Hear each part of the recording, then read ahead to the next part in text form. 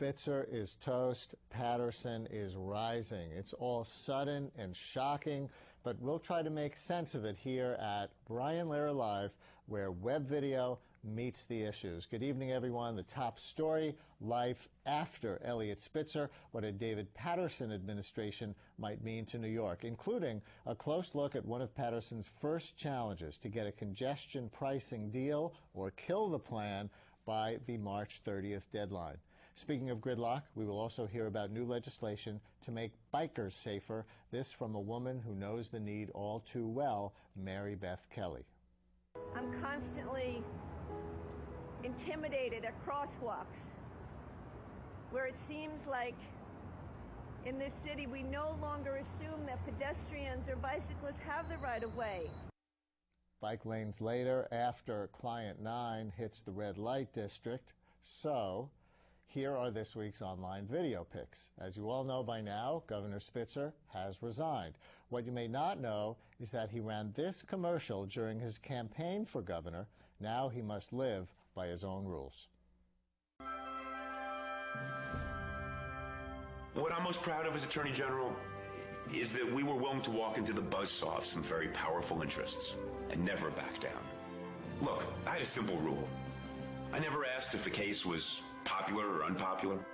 Never asked if it was big or small, hard or easy. I simply asked if it was right or wrong. In the end, it's not a bad rule. Spitzer for governor. Not a bad rule at all, Governor. Spitzer hasn't been the only one breaking the rules. Recently, Comcast also had some explaining to do. Video pic number 2 from a website called Save the Internet. There was a huge turnout for a public hearing in Boston on the future of the Internet. But when many citizens reached the door, they were turned away and left out in the cold. Why? Because the cable giant Comcast paid people like these to fill the seats, blocking out real citizens from the debate. They showed up 90 minutes before the hearing began and filled the room, with no idea what the hearing was even about. Honestly, I'm just getting paid to hold somebody's seat. Oh, is that right? Yeah.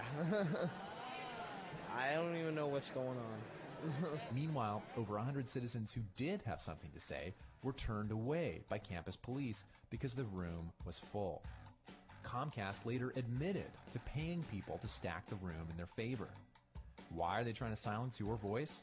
Because the Boston hearing is part of a larger investigation into Comcast's blocking of internet traffic. First, they blocked the internet. Now, they're trying to block your right to free speech. But you can stop them. Fight back today at SaveTheInternet.com. So first came email, then for folks who want constant contact, texting and instant messaging, but those are clunky when you're trying to communicate with a group. Enter Twitter, the latest tool that's connecting insiders on the campaign trail. What's Twitter? Our video pic number 3 from Common Craft is Twitter in plain English. Thanks to Twitter, it's possible to share short, bite-sized updates about your life and follow the updates of people that matter to you via the web. Here's how it works. Meet Carla. She's addicted to her mobile phone, reads blogs every day, and has contacts all over the world. She heard about Twitter and was skeptical.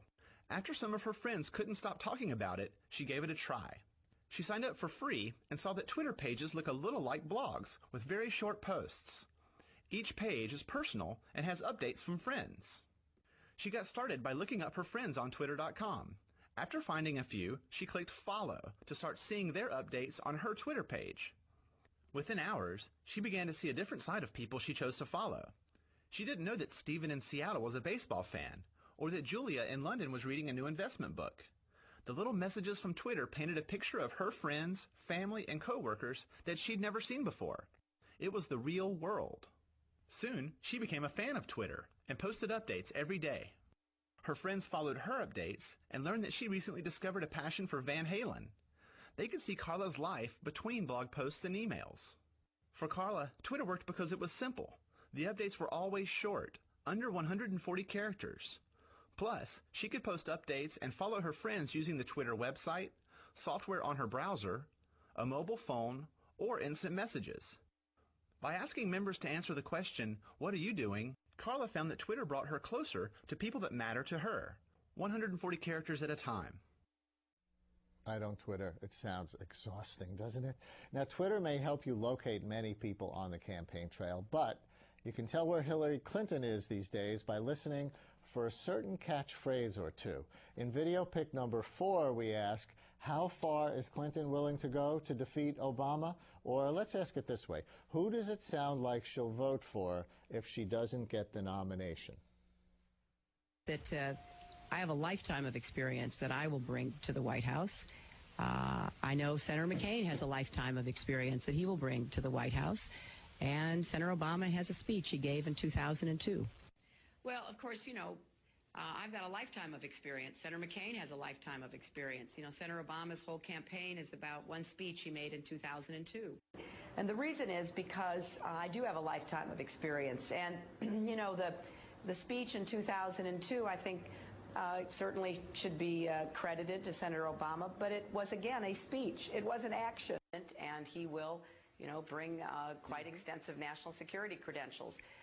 He'll put his lifetime of experience up for the voters. I'll put my lifetime of experience up for the voters. And I think that, you know, voters were concerned what Senator Obama would put up. As for John McCain, he must be ambivalent about the New York Times. First, they endorse him in the primaries.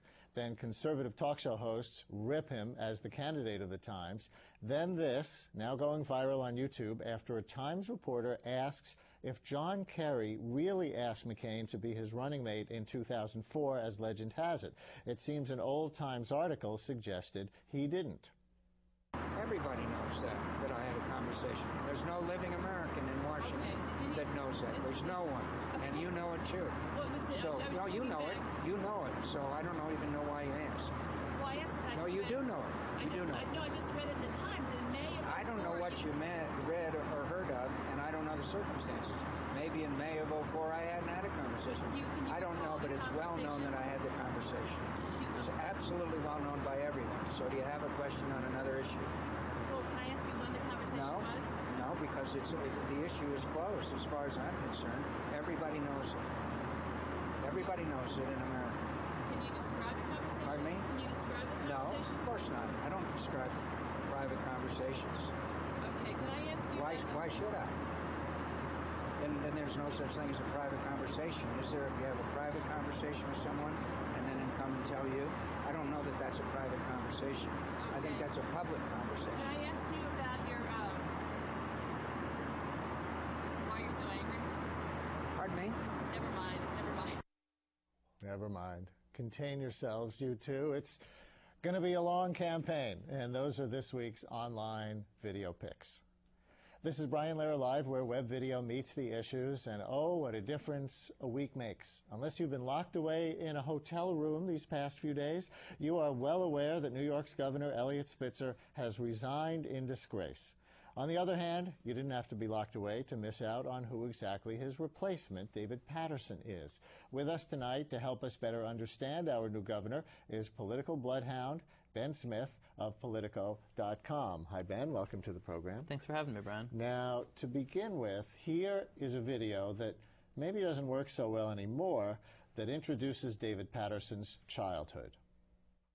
Recently, my running mate David Paterson and I toured the school he attended as a child, walking past the very same hall signs he did 40 years ago.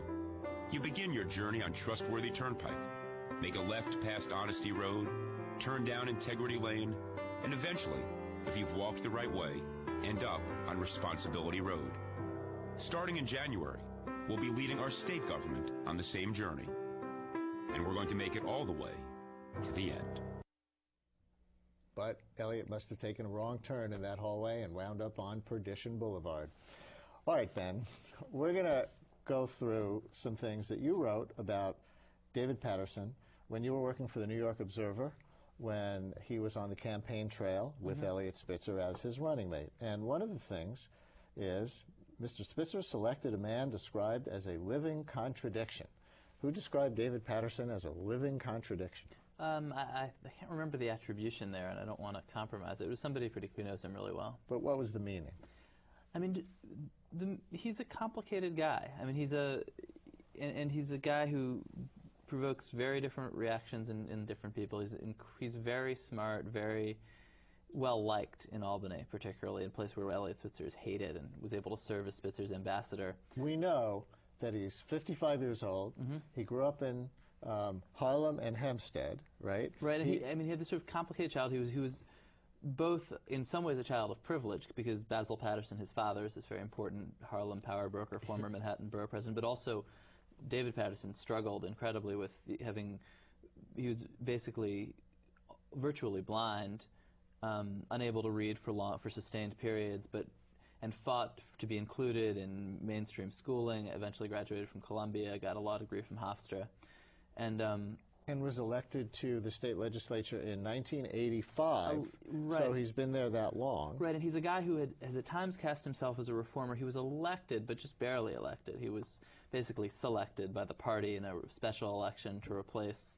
I mean, he's a funny guy because he's sort of, in some ways in Harlem politics, he's an outsider, but he's also the son of this power broker who was placed in his seat without a real competitive election. But that was just the first time. Then he was elected over and over and over again. For 20 years. Right, very safe seat. His constituents seem to be very happy with him. I mean, you know, it's like every other state legislator. He doesn't get challenged. He was a well-liked but not particularly high-profile state legislator. Now, I'll say that I've interviewed David Paterson many, many times. I think he is extremely smart, extremely quick-witted, very candid. He tells you what shockingly candid. Right? He tells you what he thinks about the issues. Generally very liberal, but with a real common ground streak where he really gets it about why people who disagree with him if it comes from their genuine life experience. Absolutely. I mean, in fact, in talking to him about it, I mean, it's to a flaw sometimes. Is that the phrase? But I think he said, there's a quote in there, which I'm not sure I can quite repeat, but that basically he sees his own greatest weakness as that he wants to make everybody happy. He has trouble saying no sometimes. It's been a great, and it's been at times a great advantage to him politically to be able to please and to really understand diverse constituencies. As governor, it's going to be a real challenge because his job is going to be to say no all day. From your article, while Mr. Paterson has been a reliably liberal Democrat on votes, his ideological stance has been what critics describe as flexible or as nuanced. That's part of what you're talking about? Well, school choice is one, for instance. Fred Siegel had a column in the New York Post saying that Paterson favors school vouchers. And at times he said he favors school vouchers, but if you ask the teachers union, they'll say no, he's made in theory, but does not in practice. And so he's at times succeeded in pleasing both sides, at times confused both sides. And you wrote that Mr. Paterson has been criticized as being too eager to please the Republican Senate leader, Joe Bruno. And we should mention that before he became lieutenant governor, David Paterson was the Democratic leader, the minority leader in the state Senate, where the Republicans are the majority. Yeah, and he had a great relationship with Bruno as minority leader. I mean, a congenial personal relationship. Some people thought he let Bruno push him around. On the other hand, he was campaigning to knock Bruno out. Under his leadership, the Democrats picked up a seat or two and brought him a little closer to becoming the majority leader. So, now, viewers, it's a story with two sides. If you want to chat live about David Paterson as we're talking about him, you can go to blblog.org, blblog.org, and start a live chat right now. Now, this relationship with Joe Bruno is going to be crucial going forward. Anybody who follows state politics knows that it famously crashed with quite a thud between Elliot Spitzer as governor and the Senate Minority Leader Joe Bruno. Now they can start fresh with Paterson and Bruno. And at this moment, it's a huge asset. I talked to Bruno's sort of spokesman, John McCardle, yesterday, who was just saying that they really, they like each other. He looks forward to working with him, and certainly on the personal level, it's going to be a huge advantage, because there are moments when the personal animosity between Spitzer and Bruno just dragged things down. That doesn't seem likely to happen with Paterson. On the other hand, the Senate either passed or is set to pass a new budget, which demands that there be no tax increases, basically, to close this huge budget gap. Assembly wants some tax increases on the rich. Somebody's got to win, somebody's got to lose, and Paterson's in the middle of it. And Spitzer had proposed a budget. That's how these things work. That's one of the reasons why this is such an awkward moment to change governors. The budget deadline in New York State is April 1st, so they're just a few weeks away from that right now. This is a year where there's a big budget deficit because of the economic downturn, and so there are all these things hanging in the balance. Healthcare, hospital funding, education funding, some not tax increases that fees. Governor Spitzer had proposed, right. but fees. Remind me, what are some of these fees? I can't give you the... They're this and that, but I know that the members of the Assembly, the Democratic-controlled body, some of them at least, would like to remove those things that they consider taxes on the middle class. Right, and replace them with straightforward taxes Straightforward on the rich. Tax increases on the rich. Yeah. The Republican Senate doesn't want that. The Senate doesn't want either. Doesn't want either. They just want to cut more spending.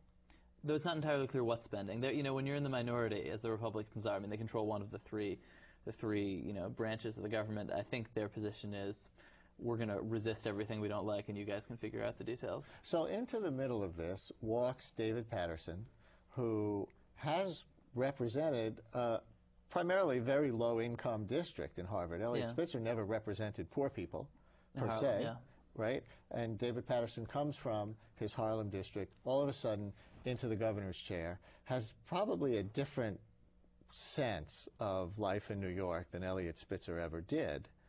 And does what, do you think, with respect to this budget? It's a great mystery. I mean, today he signaled, I think, a certain degree of continuity. He's keeping Elliot Spitzer's budget director, a guy named Paul Francis, has asked him to stay, which I think is a signal to a lot of people that he'll probably try to stick with Spitzer's priorities, which is, I think, to try to thread the needle between the Senate and the Assembly. But honestly, I mean, he is just by far going to be the weakest of the three players there, just because of the way he was thrust into this. Three players. This is the way three Albany players works. Being the Speaker of the Assembly, Sheldon Silver, the Senate Majority Leader, Joe Bruno. It's just a structure where the legislature is very strong. He's going to be in the middle, pulled at by these two sides. So yeah, it's going to be tough. I guess he's going to have to decide now, and hadn't been giving it much thought before this, obviously, what his priorities are going to be. Because he stands for a lot of things. He's got a long record, but here he is, suddenly the governor, and he's going to have to say, well, wait a minute.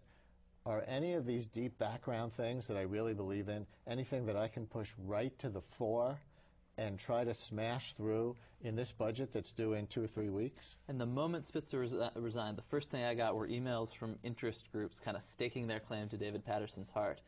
The Empire State Pride Agenda, the gay group, said he's a great champion of gay rights. We kind of hope and expect he'll push through gay marriage, is essentially the text of that. Environmental group, kind of very similar statement on their issues. So, yeah, I mean, I think everybody's going to be watching really closely to see what his priorities are, and in part because his great political talent has been to understand people who come from really conflicting points of view and say, yeah, I understand where you're coming. I mean, but he can't do that now. He's got to pick a side. Right. Well, it's an interesting question. Can a governor, I mean, it is a mark of leadership to be able to facilitate different sides coming together. Right. Right? A governor doesn't have to be an Elliot Spitzer who comes in and tries to ram through what he thinks is the right thing. A governor can be, to some degree, a conciliator who tries to get different sides to yes, as long as he believes in the compromise. Yeah, and that may be, just given the way he was thrust into this thing between two very strong and diverging powers, that maybe a really useful skill right now. You wrote in your article, when he was running for lieutenant governor, his public leadership of the conference has been largely successful, meaning of the Democrats who are the minority in the state Senate. Yeah, he gave this really forlorn little Democratic minority in the state Senate, not little, but forlorn and kind of low profile. He kind of gave them a public face in a sense which seems right on the verge, and had Spitzer not been forced out, could have been any moment of taking power. Right, and may still, right? Yeah, he brought them, and as you had noted in your article, looking for the election of more Democrats to the state Senate, right. He got 3 seats in the 2004 elections, right. which brought them to, I guess, within 3. I think so. Then there was a special election last month, which brought them to within 2, because a Democrat won for the first time in 100 years in the Adirondacks. Yeah. Now, that was really within 1, because Paterson himself, as lieutenant governor, breaks a tie in the Senate. But now that position no longer exists because he moved up. So that actually lost the Democrats a seat in the state Senate. Yeah, and although, I mean, either Barack Obama or Hillary Clinton is going to be likely to be a very good running mate for some Democrats. So So Long Island particularly. So this year of toppling the powerful in Albany may only be just beginning, because Eliot Spitzer is out as governor, obviously. Bruno himself is reportedly under a federal investigation. I mean, this is Albany, so. Or to be turned out as majority leader, as the one with all the power. Suddenly he could be the one with none of the power. Yeah, if the Democrats pick up just 2 more seats in what's expected to be a Democratic year in New York State voting. Absolutely. And that was seen as almost an inevitability until the day before yesterday. Yesterday, was it? Gosh. It seems like another world since 2 days ago, right? When this all started on Monday. Now, reform and hope might still be in the air. Here is Governor David Paterson talking about what everyone agrees Albany needs, reform. New York is widely considered to be the worst specimen of democracy in any state government. This clip is from April of last year. So I remember in early October of 2004, when the issue of reform of government became one of the top 3 issues to New York State voters, according to Quinnipiac Marist poll. And then I want to tell you, if you thought that nor'easter was bad last week, you could have been killed standing in front of the LCA room with all of the people coming down to talk about reform and their new reform proposals and all these great things they want to do. Now, you know, it's interesting to be in government for 31 years and then come out with a press release for term limits.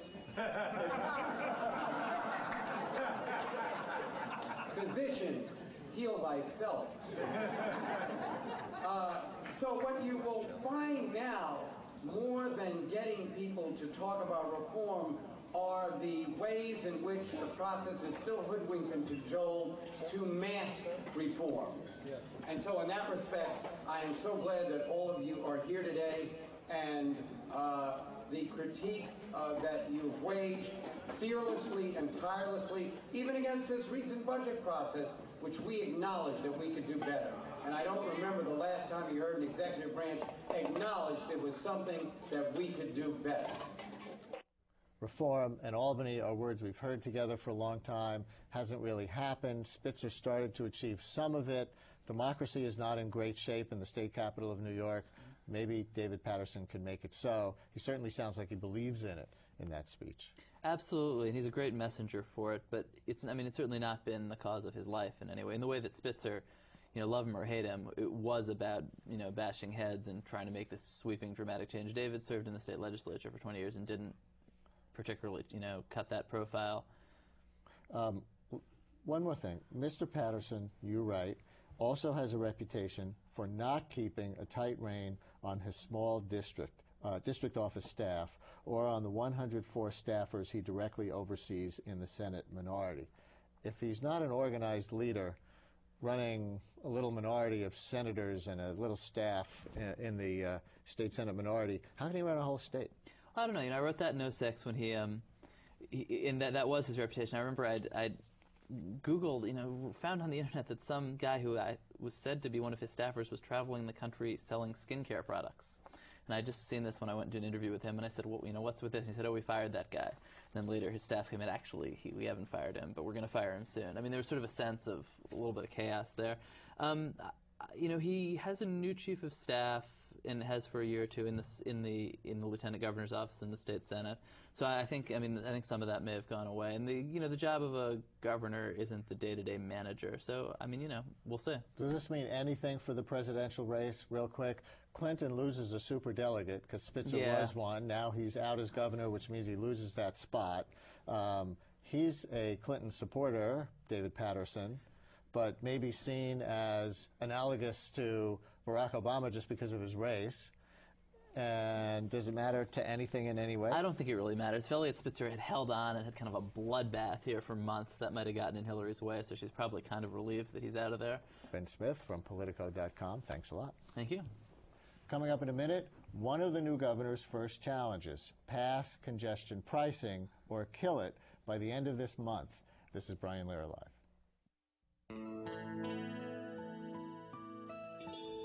80% of any refugee population is women and children. It's true of Darfur. Most of the millions displaced inside Darfur are women and children. Across the border, 200,000 people are living in refugee camps. Many came with just the clothes on their backs. They were the lucky ones. They survived. The aid effort is heroic. Rescue along a 370-mile border zone in the desert. Water, medicine, and emergency shelter. These supplies mean life. The women and children of Darfur need our help. Please go to unrefugees.org. That's unrefugees.org and join the campaign to aid Darfur.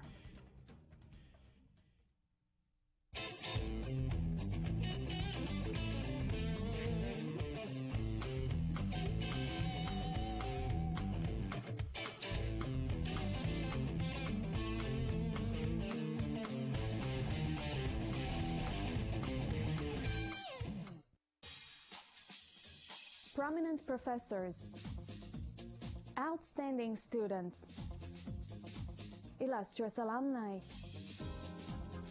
all on the Emmy-nominated magazine show about CUNY. Hi, I'm Vienora Vinca. Join us this Sunday when we'll bring you the stories about people and programs that make CUNY a place where you study with the best.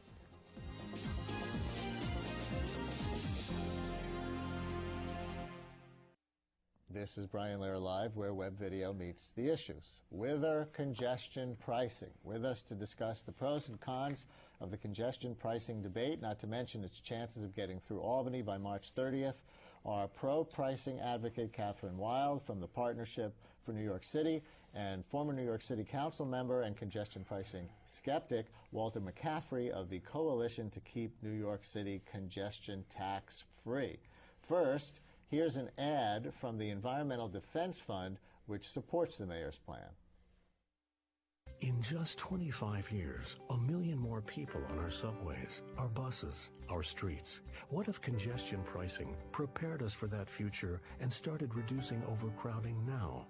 What if every penny went to improve public transportation and create new bus and subway lines for all New Yorkers? What if congestion pricing meant less traffic, cleaner air, and a healthier environment? What if New York lets this chance pass us by? They make it sound like mom and apple pie. Don't they, though? It's a concept. It's a wonderful concept out there, but when you come down to the details, that's really where the proposal is deficient. Now, first of all, we start off here. We are both handicapped somewhat in the discussion tonight because there is no bill. There is no specific piece of legislation that is being proposed. Now, that is really interesting because the agreement with the federal government was how long ago now to set a March 30th deadline? Correct. By which it has to pass in order to get $350 billion? March 31st. March 31st. Million. Don't March take 31st. a day away from us. That's right. April, June, They and might well November. need Right. it. Okay. March 31st. So this close to the deadline, there is no specific bill that says whether it's 86th Street or 60th Street or $8. There is a report of the commission and a set of recommendations that are the basis for the legislation. So we know in August, this bill was passed to create a commission that would make a recommendation to the legislature. So far, we've met every deadline. The Department of Transportation of the state and the MTA submitted their capital recommendations for the plan, and then we went forward and had a series of public hearings across the 5 boroughs and the surrounding suburban counties. And now we're coming into the home stretch in the next couple of weeks. That's true. But we have certainly, we know what the program is, what the recommendations are from the commission report. This is being negotiated as part of the budget, and you know that goes into... In all due difference, Kathy, I got to tell you, having been the only legislator sitting here for 16 years, I have seen when people have come forward with concepts, a dramatically different end product in terms of the actual legislation. A word here, a word there, different language, etc., ends up having a different effect. We're not talking about lawmakers passing concepts. We're talking about lawmakers passing a law. Well, is there... And there is no law, there is no legislation at the moment. Well, okay, that is there a kind out of there. congestion pricing bill with certain details that would be acceptable to your group and another kind that wouldn't? We have proposed a series of measures to be able to deal with what Kathy's organization very rightly pointed out was a very significant problem economically in New York in terms of congestion. We have come up with ways in which to raise additional revenue. We believe that there are those type of combinations that can end up being able to accomplish both of those goals simultaneously. The revenue is because one of the reasons for this is to fund the MTA capital expansion, so that mass transit in this area can continue to grow with the times. Well, steadily what's happened is this issue has gone through a series of progressions. You know, one day it's been about congestion. Then the next day it's been about environment. Then the next day it's about revenue. So depending upon what it is, public health. and then it keeps on shifting back and forth. The great thing is it's about so all it's a of little confusing at times. Well, the name of your group implies that you see the congestion pricing fee to drive into Midtown, $8 or whatever it would be, as a tax. Correct. Yes, we do. Talk about that. Well, certainly we end up believing that there is the onerous impact here in terms of the middle class and the working class in New York and the areas in Queens and the Bronx and Brooklyn who would have to bear the expense here. And what we're saying is that there are other alternatives to be able to accomplish the same goal. And what we're saying, one of the things, is that public policy should be fair public policy, and this is not fair public policy. Right now, there are so many contingencies that are out there to be able to end up dealing with various elements of the population who would be negatively impacted. Senior citizens who under the Price Waterhouse report have to go into Manhattan for medical treatment. What happens to them? They're on limited incomes. Well, they say, well, they'll come up with some other piece of legislation down the road, none of which has been seen as of yet, to be able to deal with those problems. So that's what we're saying is the negative impact and the unfairness. So well-intentioned as this is it classist by effect? No, quite the contrary. What's classist is having people who take the bus pay more than people who drive private vehicles into Manhattan every day, and that's what it amounts to. I have to pay $9.50 if I take the express bus. If I drive my car over the Brooklyn Bridge, I go in for free. So and would continue to go into free, for example, if you went through the Midtown Tunnel, which is not going to discourage anyone's practice because of the deductibility. Why would that be free? Well, under the legislation and concept that is out there and being proposed, is that people coming in from New Jersey, for example, or coming through the Midtown Tunnel, would end up having their toll charges deducted from the congestion pricing charge, which means that the folks coming in from New Jersey, in essence, right. So you pay $8 to get into Midtown, and anything you pay along the way, crossing a river to get into Manhattan, is deducted from that. So then the effect of this is to place a toll on the East River bridges that are currently free. No, 59th Street Bridge, the bridges in Brooklyn. Quite the contrary. This is a cordon pricing district that will apply $3.60 to anybody coming into the city. And what they're talking about is how they discount for those folks who are now paying higher tolls, people coming in from Staten Island that may be paying $12 because of the extraordinary tolls, people coming in from New Jersey where the Port Authority has recently raised the tolls on the bridges. They're trying to get a fair system that works for everybody, and I think we're about there. They're now negotiating the last pieces. The MTA came out with the improvements that they want to fund with their capital program, including $4.5 billion over the next 5 years coming from congestion pricing fees. That's part of a $30 billion program. The people that pay subway fares are paying a piece of that. The toll and bridge people are paying a piece of that. And the idea is that people who take the option of driving into the city will also pay a piece of it. So in a minute, I'm going to ask you how the change in the governor's mansion changes this March 31st deadline crash period. But a little more background first, because we've been talking about the pricing part of congestion pricing. Here's a video about the congestion part from the Siemens Corporation. The current trend is that traffic on roads is going to continue to increase by at least 2% a year. And we're not going to be building roads anywhere near that rate. So the solution is going to be to use and deploy more technology to ease our movement, to ease our mobility, and to reduce congestion. Some cities, like New York, are considering congestion pricing. Based on a program successfully implemented in London, drivers would be charged higher fees to enter the city at peak rush hour times. 2 years ago, Seattle tested a similar tolling system and found drivers did, in fact, change their routes in order to avoid being charged. Well, the intent, of course, is to change the driving behaviors so that we reduce congestion. But reducing congestion in and of itself has many other benefits. Certainly, it improves the safety on the road. It reduces emissions. And it gets us all to where we want to be quicker and faster. So The Siemens Corporation, I learned from Kathy Wild during that video, is interested in congestion pricing because they make the technology, some of the equipment that would be used in these congestion pricing. Exactly, and programs. as a European company, they realize the benefits because Europe is way ahead of the United States in fighting global warming and introducing congestion pricing as a key tool. As a matter of fact, London is a case in point. They're way ahead. They charge about $16 now to be able to have as a fee for congestion pricing. Is that more they than are when way it was ahead. implemented a few years ago? Yes, it certainly was, and that's what it will be ultimately in New York in a matter of minutes, and anyone who thinks otherwise, quite frankly, is not dealing in the real world. Well, I think that $8, if it is $8, will stay $8. The tolls don't stay the same. Well, I think because what we're talking about is figuring out a fair system that will allow everybody to contribute to the cost of improving our transportation system. What we're going to have to see is to make sure that we get the same benefits and the same results in terms of reduction in air pollution, reduction in traffic. And our study, as Walter referenced earlier, showed $13 billion a year is taken out of our economy by traffic congestion, and we want to see that number diminished. This is a plan that now the March 31st deadline, I just wanted to make clear, is a deadline that was set by the federal government. They've offered $354 million to New York City. In the state law also. Yes, right, yes. Exactly. Correct. So the state law said basically they wanted to see that incentive from the federal government as a piece of this. So that's the deadline. Is that a real deadline, by the way? It's absolute. Mary Peters will be here, Secretary of the Federal Department of Transportation, will be here next week to reiterate. They had another offering, another RFP, after the one that we won. It's a competitive bid among various cities. Among cities.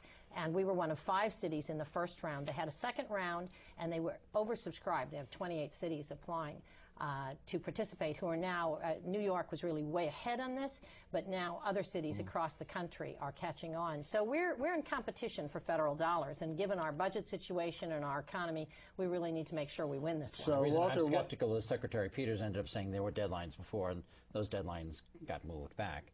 Although the state law has this deadline set in place, and that's really what's going to be the compelling So what measure. was Governor Spitzer's position on this, and is Governor Paterson's position any different? I think certainly the fact that the City Council was looking for the governor to be the author of the bill. The fact is that as we are sitting here right now, that there is no bill, ends up being a problem for both the state legislature and for the City Council. And until people see this specifically on it, it has a very, very minimal chance of passing. You know, one of the things in the recommendations of the Traffic Commission is to say, you know, that we have certain goals to be able to put money aside, but no legal mandate that it be put that way. That's why I say the specifics, the devils in the details are there. And so that has not come forward. So it's this very, very short remaining time here. You're saying the governor himself was going to write the bill, or his staff, it was going to come from his office? Correct. Is that your understanding?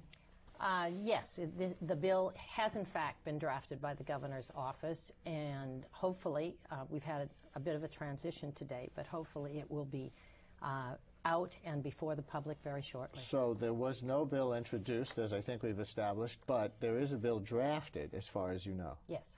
And do you have any indication that Governor Paterson will introduce that bill as written? Well, the process is being shepherded by Paul Francis, who served in the former administration as budget director and chief of operations, and he has been asked to stay on by Governor Paterson, so I'm hoping that there will be a seamless transition, that we will see the bill out in a few days, and at the same time we're going to see, equally important are the specifics and the final negotiations of what the congestion pricing revenues will pay for in terms of the improvements, the extra express buses, the new equipment to make the subway trains be able to have faster and more frequent runs. This is all going to be part of what comes down in the next 2 weeks. In fairness to Governor Paterson, we don't know what his position is going to be. One of the things, those of us who know him over the years know him to be a very considered man, when I say in the sense that he will look at something, he'll look at the facts, he'll look at the pros and cons on each side.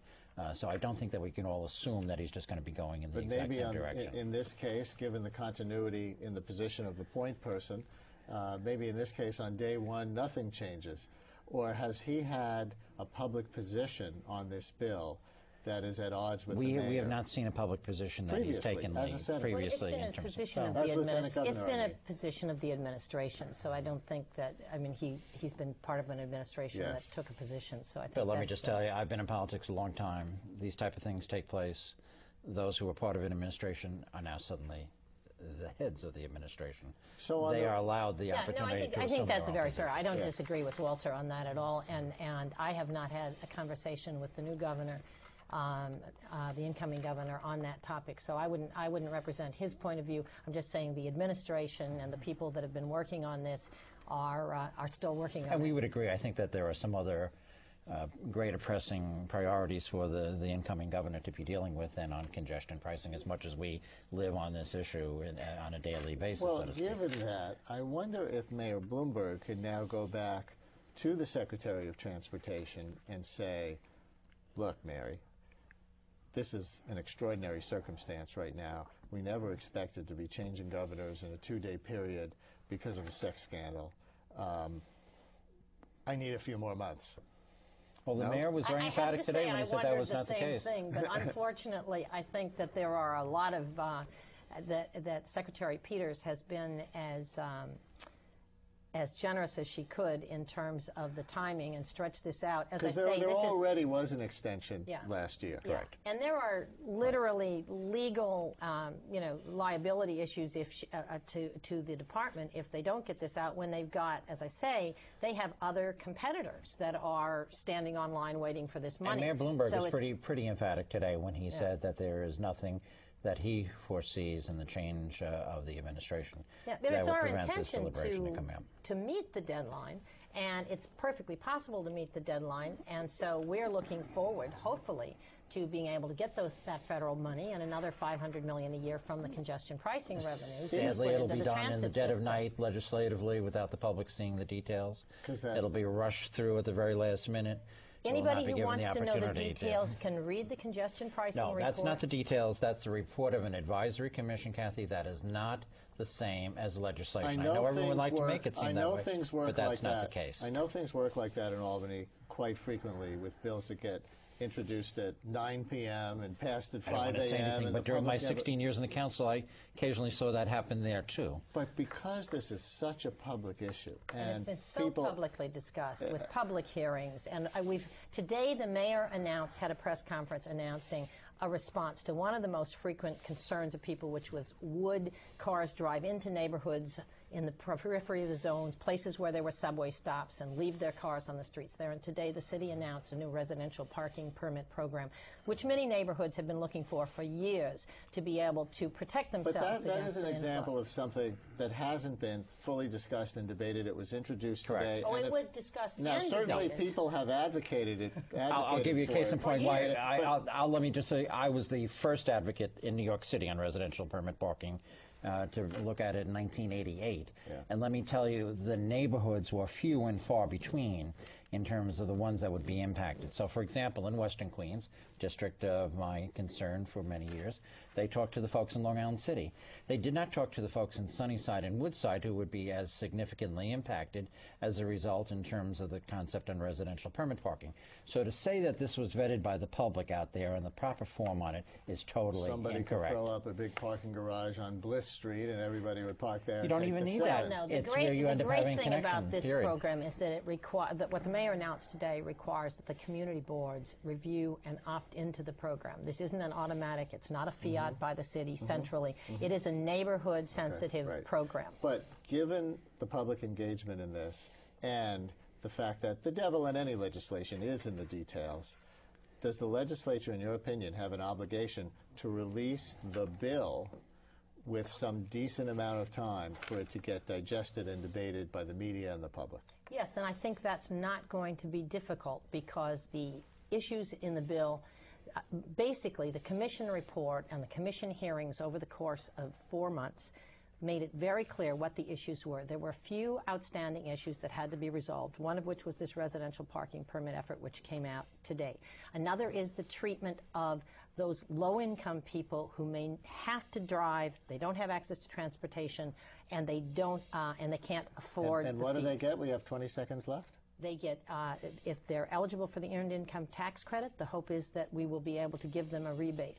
And hope is not legislation. Hope is not law. Legislation will be out in a few The fact of the matter is, if that can be legislated, is that a compromise you can live with? It is. I have to look at it and see the details on it. I mean, it is irresponsible to say I'm just signing off on a concept here because, quite frankly, it doesn't work that way. I think we've responded to every concern that's been raised in the public hearing, and you're going to see all of it. I can see there will be a lot of discussion. The question is, will you see it in the dead of night under blurry eyes, or in the clarity of day? Between now and March 31st. Thank you both very much. Thank you very much, Brian. This is Brian Lehrer Live, where web video meets the issues, which brings us to our next guest, who we discovered on one of our favorite video sites for New Yorkers, streetfilms.org. Mary Beth Kelly, who we are about to meet, became a bicycle rights activist. You'll see why. I'm Mary Beth Kelly, and I came to be more of an activist since the death of my husband, Dr. Carl Henry Nacht. He was killed when the two of us were riding our bicycles on a greenway in New York City in the Hudson River Park in June of 2006. New York is just such a wonderful city, and we thought it could be always so much more wonderful. And when he died in such a sad, unnecessary way, I wanted to channel and transform my anger, my pain, my loss into something forward-looking and in keeping with the things that we loved. I'm constantly intimidated at crosswalks where it seems like in this city we no longer assume that pedestrians or bicyclists have the right of way, and there's a process of intimidation or playing chicken to see who's going to get their foot out there or their wheel out there first. On a day-to-day basis, my husband and I both rode our bikes to our work All year long, and would go between his office and the hospital. If he did home visits, he did it on this bike. It was just a wonderful way to start and finish our days. It meant that we weren't polluting. We weren't even crowding the buses or the subways with our bodies. We were out, on our own. And now with us is Mary Beth Kelly. Mary Beth, your story is so sad and so moving, but you've taken this tragedy in your life and trying to turn it into a positive. I've tried. Were you a bicycle activist before? Quietly. Quietly, spreading the word about how wonderful it is to ride a bike, the joys of riding the bike, both in New York City and all over the world. And, I bike that same route, past that same spot where your husband got killed on a regular basis, up the Hudson River bike path. I sometimes do the length of it because I work in Lower Manhattan and I live in Upper Manhattan. And I've seen the stoplight that's gone up at that spot and a few other spots. Is the issue safety? Is the issue access? What's the issue? Both. That light was there already. Was there. Oh, yes. But there are multiple places where traffic crosses the greenway in Hudson River Park, and it is unsafe. There are multiple reasons for that unsafety, and some of it has to do with a larger issue of how cyclists and drivers of cars and vehicles in New York experience each other. And I think that if we connect the dots, it goes right back to what happened in the early part of the 20th century when the car began to dominate the city, and we lost a great deal of street life, access to the street, a more shared experience of being down on the sidewalk and the street, and that belonging to all of us, and it really being handed over incrementally to the automobile in ways that we almost didn't even notice until we're at a tipping point of that dominance creating such unsafety and deterioration of quality of life, both from a public health perspective as well as just the experience of walking to and from, whether it's the grocery store or to your bus stop. But how much can you really take that back at this point? I'm sure you're an advocate of congestion pricing, for example, relative to the debate that we just had. But even with something like that, it's still the same streets with maybe 8 or 10% less traffic. It doesn't change the nature of street life in New York. Well, I think there are sort of three components of what would really change street life in New York. One is traffic and the amount of cars that are on the street every day and the speed that they go at. The other thing is, you know, the safety issues that are reflected in what happens at crosswalks, what happens in bike lanes that are not really safe and protected, what happens for just, you know, people who are trying to navigate the city, coming up out of subway stops and, you know, going to the next thing that they have to do. And it's all interrelated. And if we could affect congestion pricing, if we could reduce, and when you think about, Brian, the fact that the great bulk of New York City residents do not even own cars, let alone use cars in the city, we're talking about right now a huge influx of revenue from the federal government to go directly to buses and subway riders in a manner that could make a huge difference, particularly for people in the outer boroughs. Beyond congestion pricing, you are advocating certain legislation at, what, the city council level, is it? City council level and at the state level. You know, the idea of various traffic calming devices, red light cameras, speed cameras, which we have none of in New York City. We have only 100 red light cameras for this whole city. What's a speed camera? A speed camera actually shows you the speed you're going.